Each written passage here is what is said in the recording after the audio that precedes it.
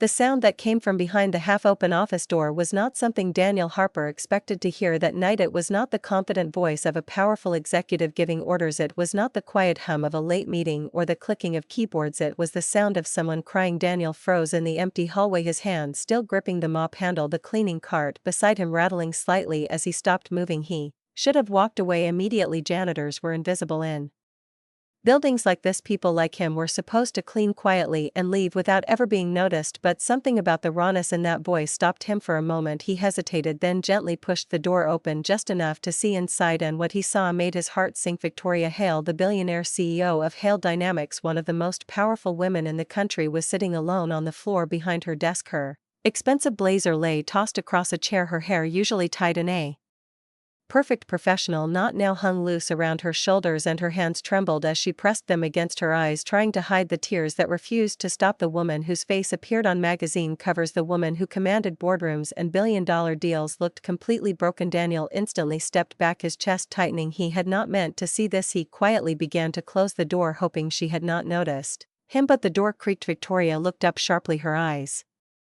red and wet. Their eyes met for a brief frozen moment. A janitor standing in the doorway holding a mop, and a billionaire CEO sitting on the floor trying to hide her pain. Embarrassment flooded her face as she quickly wiped her tears. "You were not supposed to see that," she said, her voice hoarse. Daniel immediately lowered his eyes out of respect. "I am sorry, ma'am, I did not mean to interrupt. I can come back later." He began to step away, but her voice stopped him. "Wait." Daniel paused. Victoria took a slow breath.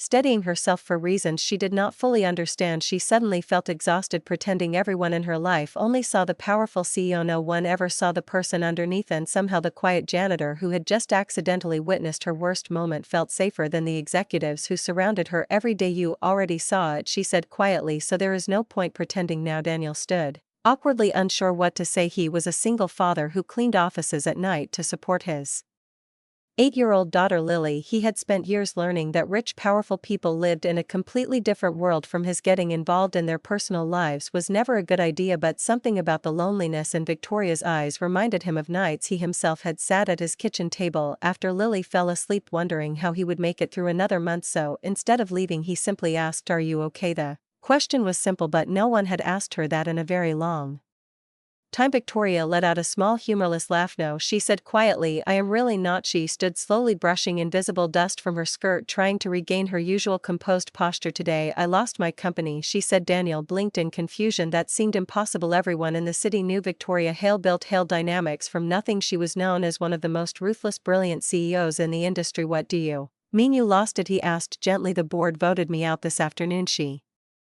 replied. The words came out flat, but the pain behind them was obvious. Years of work, decades of sacrifice, endless nights, and impossible decisions gone in a single vote. Daniel did not know anything about billion-dollar companies, but he knew what it felt like to lose something you built your life around. He had lost his wife in a car accident 5 years earlier, and overnight his entire world had changed. So, instead of offering empty sympathy, he simply leaned his mop against the wall and sat down in the chair across from her desk. For a moment Victoria looked surprised. No one ever sat casually in her office, but she did not tell him to leave. "What happened?" she asked quietly. After a moment Daniel looked confused. "I mean," she said, nodding toward the small worn photo sticking out of his wallet that had fallen slightly when he sat down. The picture showed a little girl smiling with 2 missing front teeth. "Your daughter?" Daniel's expression softened immediately. "That is Lily," he said. "She is 8." Victoria found herself smiling faintly for the first time that evening. "She is adorable."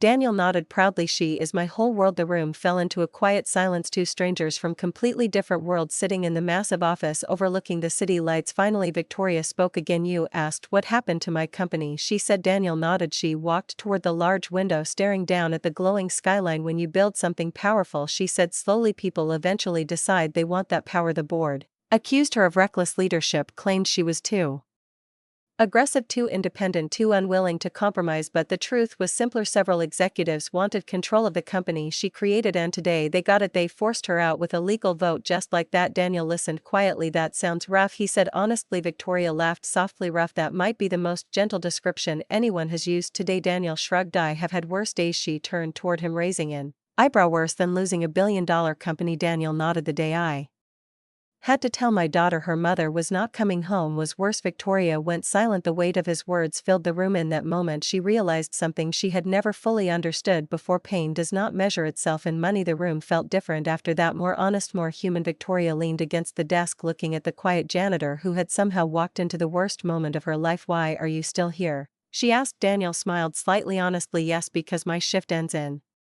10 minutes, and if I leave now I will just go home and eat leftover noodles while watching cartoons with Lily." Victoria raised an eyebrow. "That sounds terrible." Daniel chuckled. "Actually, it is my favorite part of the day." She studied him carefully. "You do not seem like someone who hates his life," she said. Daniel shrugged again. "Life is hard sometimes, but Lily makes it worth it." Victoria looked down at the floor. For years she had chased success, believing it would bring happiness. Now the success was gone and the happiness had never really arrived. "What does she want to be when she grows up?" she asked quietly. Daniel laughed softly. "Yesterday she said she wants to be a dinosaur trainer." Victoria blinked, then burst into genuine laughter for the first time all evening. "A dinosaur trainer?" Daniel nodded seriously. "Apparently dinosaurs need emotional support too." The tension in the room slowly faded. Two strangers laughing quietly in an office that had once symbolized power and control. Then Daniel glanced at the clock on the wall. "Looks like my shift is over," he said, standing up. Victoria felt an unexpected flicker of disappointment. The strange calm she felt in his presence was something she had not experienced in years. "Thank you," she said softly. "For what?" "For treating me like a person and not a headline." Daniel nodded politely, picking up his mop. "Everyone is just a person at the end of the day," he said. He walked toward the door, then paused. "If you ever need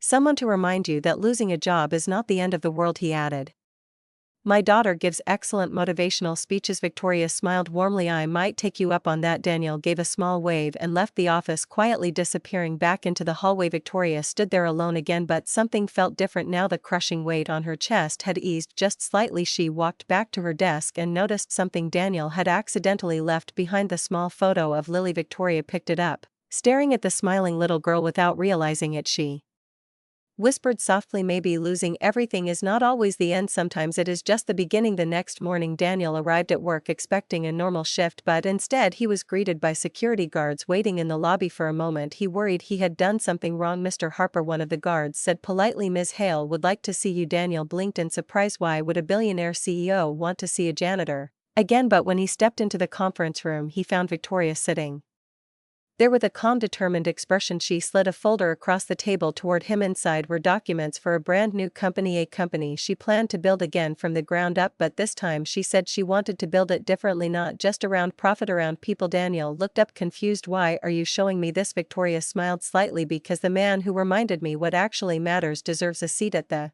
table." Daniel stared at her in disbelief. "I am just a janitor." Victoria shook her head gently. "No," she said, "you are a father who understands life better than most executives I have ever met." Outside the sun rose over the city, casting golden light across the room, and in that quiet moment two very different lives began, a completely unexpected new chapter. A billionaire who had lost everything and a single father who never expected to be seen. But sometimes the most important moments in life begin with a simple accident, a door left slightly open, a stranger willing to listen, and the courage to start again together. Because success is not defined by how high someone climbs, but by how many lives they left along the way.